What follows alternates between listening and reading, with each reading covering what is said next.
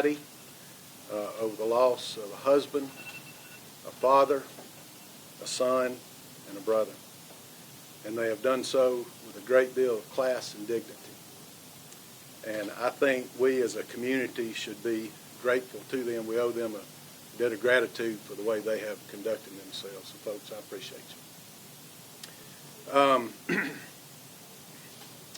There have been members, and there are members of the community who knew Mr. Perkins, were friends with him, and they have endured in this loss as well. Likewise, our community as a whole has suffered as this case has made its way through the investigative process. And I just want everyone to know that everybody who has been impacted by this case, which honestly includes our entire community, has been in my prayers continually. I also want to commend the Alabama Law Enforcement Agency for the job that they did in investigating this case. I specifically want to commend Special Agent Jamie King. Jamie, typically these type cases would take anywhere from 6 to 9 months to conduct a thorough investigation. Jamie did a thorough investigation and was able to do it in just less than 3 months. So he's to be commended for his hard work. It's my understanding that this case was not a priority for Agent King. It was the only case that he worked on since it was assigned to him to investigate. Now, again, before I get into the results of the grand jury, I want to tell you a little bit about the grand jury that heard this case. It consisted of 8 men and 10 women. 15 are white, 3 are black. They range in ages from 30 to 78, and they come from all walks of life. There's retirees, professionals, plant workers. There was a stay-at-home mom, members of the clergy, nurses, and teachers. And they were from all over Morgan County. They're a good representation of our county, and they were charged with a very tough task, and they rose to that occasion. They all took an oath. They took an oath to seek the truth and to do justice and to show no partiality or favor between the powerful and the weak, the rich and the poor, and that they would bring an indictment for any crime which they found committed based on the law and the evidence, and that they would do so without envy, hatred, malice, reward, or hope thereof. They took this oath to heart, and they abided by it. And they agreed that they would conduct their business without fear, affection, or reward. And again, they took this oath to heart, and they did what was right. Before the first word of testimony was uttered, before the first witness was called to the stand to testify, and before the first item of evidence was ever presented to them, the members of the grand jury and I paused for a word of prayer. In that prayer, we asked the Lord to bless us with His knowledge and with His wisdom, that He would give us discernment, and that He would guide us in the performance of all our duties and the tasks that we were called upon to address in these proceedings. We asked Him that the outcome of our proceedings would be in accordance with His will, and folks, I have no doubt that He answered those prayers. During the course of the evidence and testimony, the members of the grand jury heard and considered either evidence and or testimony from no less than 15 witnesses. Now, all of you know that there were 4 officers at the scene when this incident occurred, and there was only 1 officer who fired any shots. As a result of the facts and evidence presented in this case, the grand jury unanimously returned an indictment against Bailey Marquette, charging him with the crime of murder. Again, after having considered all of the facts and evidence in the case, The grand jury agreed unanimously that there were no violations with regards to the laws of the state of Alabama against any other officer. And I agree completely with the decision that this grand jury made. Now, I understand fully that there are some members of our community that think that there should have been more than one officer charged in this situation. There are also some who think that no one should have been charged in this situation. However, to anyone who disagrees with the decision of this grand jury, please understand that the members of this grand jury are the only people in the state of Alabama, with the exception of myself, who heard all the facts, who know all the truth, and were in a position to consider all of the evidence. As a result, they are the only ones fully equipped to apply all of this knowledge and all of this evidence to the laws of our state. That means that this group knows more than anyone else what the truth is surrounding the death of Mr. Perkins. And again, this is a group of highly intelligent citizens who have no reason, no desire, and no agenda that would cause them to favor any one person or any group in reaching their decisions. So, while there may be some who disagree with the decisions of this grand jury and the tasks that they have before them, I hope that they will at least respect that this group knows more about the facts and the evidence in this case, more so than anyone else, and they did what they knew was right under the circumstances. I have to say that this was not an easy thing to do. It wasn't easy for the grand jury, and it wasn't easy for me. No one wants to charge or indict an officer of the law. The grand jury's job was to determine whether or not there was sufficient evidence for this case to move forward with a prosecution. By returning this indictment, this grand jury has given me my marching orders.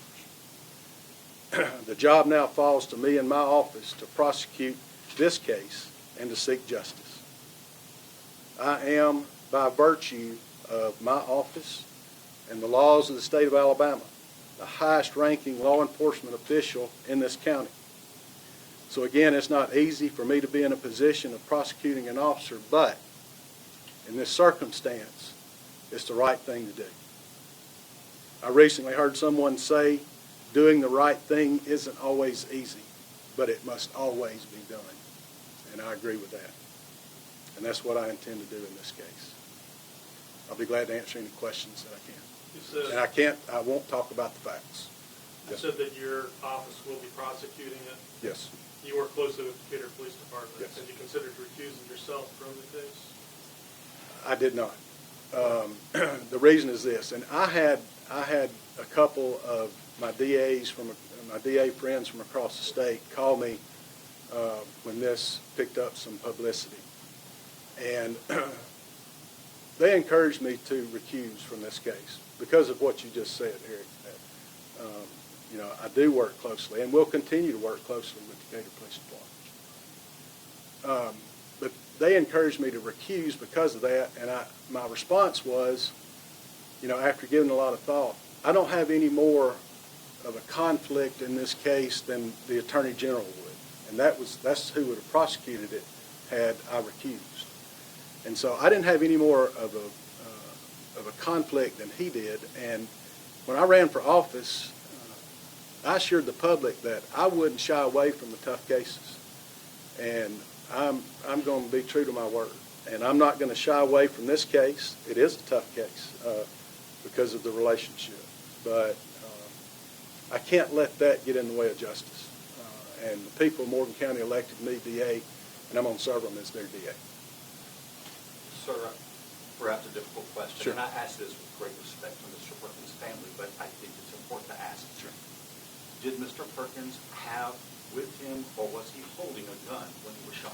Like I said, I'm not going to talk about the facts of the case. This is not the appropriate time. The courtroom's the place I'm going to talk about the facts. I discuss what a murder charge means? I know the statute requires a showing of intent. Can you talk any detail about that aspect, how they arrived at murder as the charge? Well, understand, I'm not allowed to be in the grand jury room when they deliberate.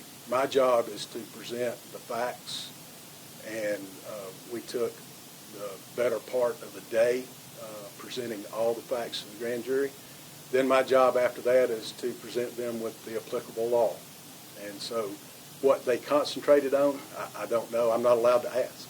Can you describe the applicable law here, what murder charge means now? Yeah, it's the unjustifiable, causing the unjustifiable death of another person, intentionally.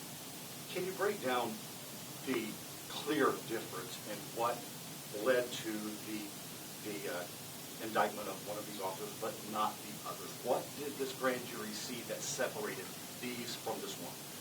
There again, I cannot, I'm not going to talk about the facts of the case, and I cannot address what the grand jury thought in their deliberations.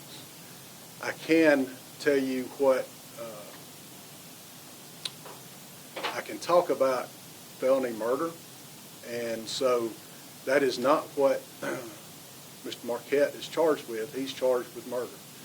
The difference between murder and felony murder is if you've got a group of people, and I'll just put it in a hypothetical.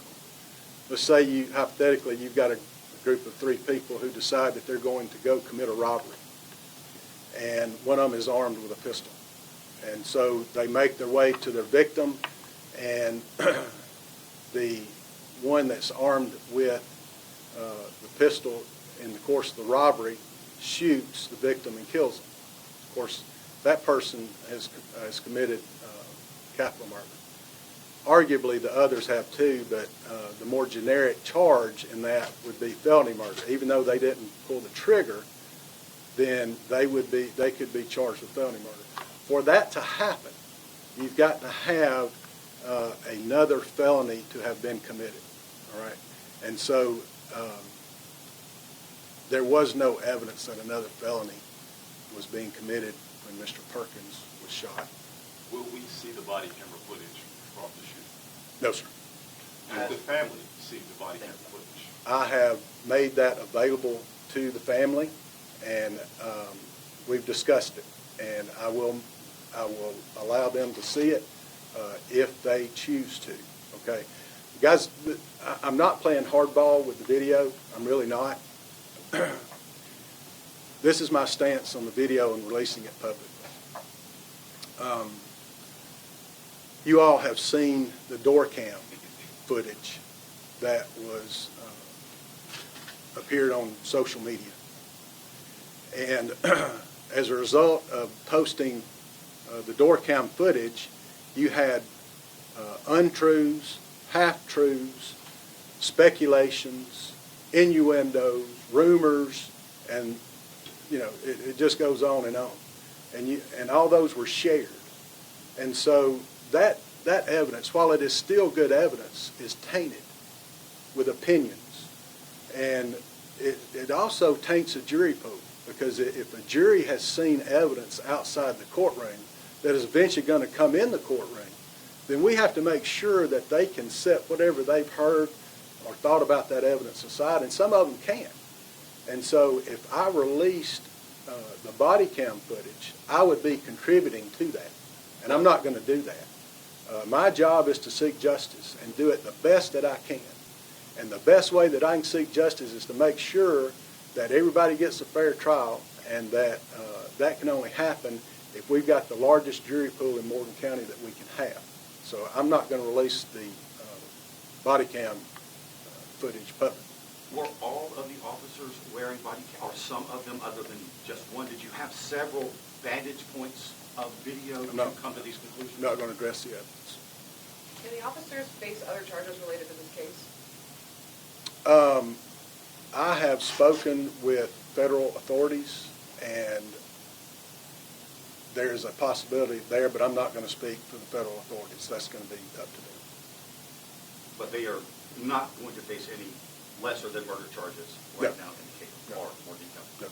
Not unless, there was some other evidence come up that I wasn't aware of. I mean, it's always open. There's no statute of limitations. But as I said, Agent King did a very thorough job in this investigation.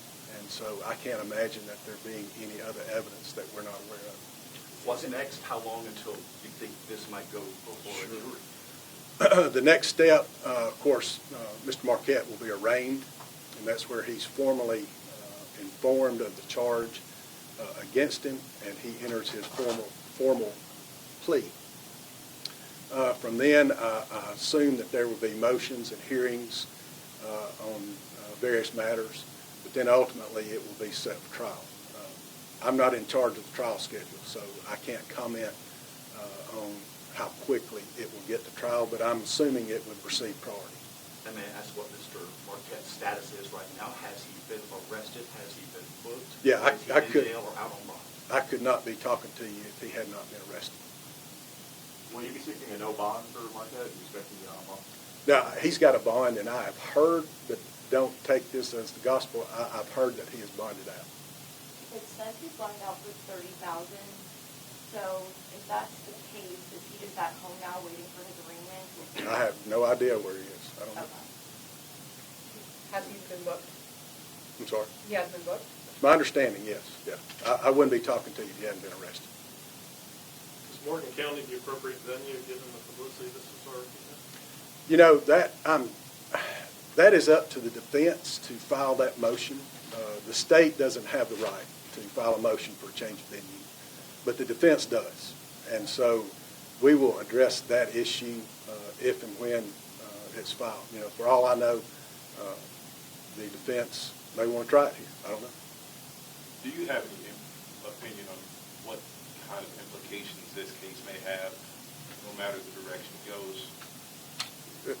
Flesh it out for me. The implications as far as what an officer can or can't do when they fire their gun, or what kind of standard they could be held to when they fire their gun? Well, the standards don't change, okay? The standards are in place.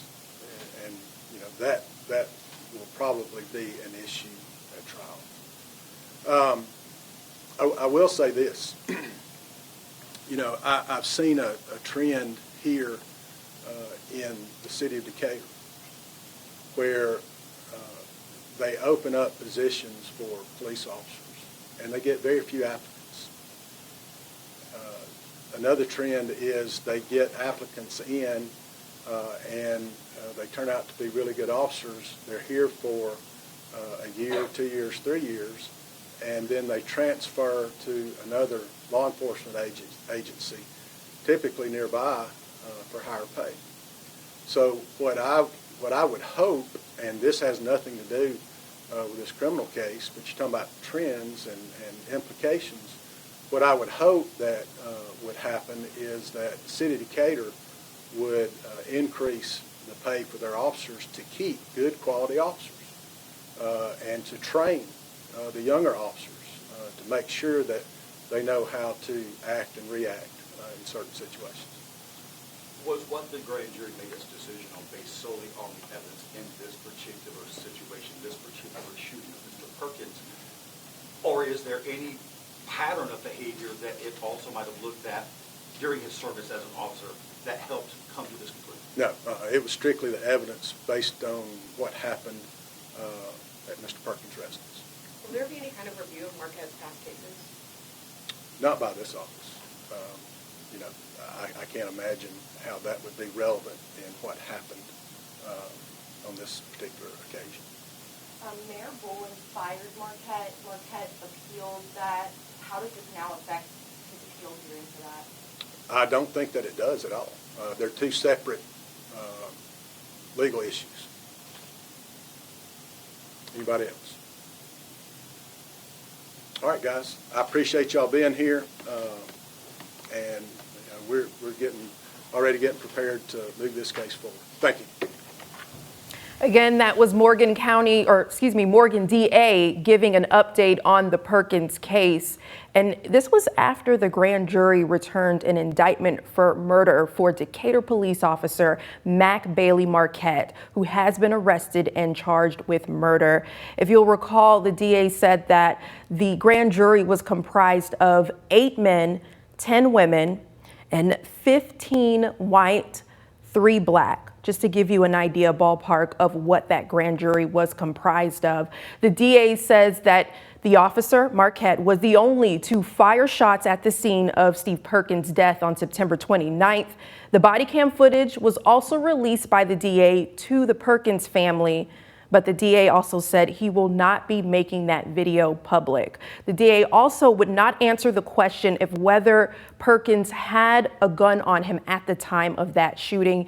He was very minimal with the details of the case, which he said he would not release. That would be in the courtroom. So we'll continue to give you updates on this case as they become available. Thank you, and we now return you to your regularly scheduled program.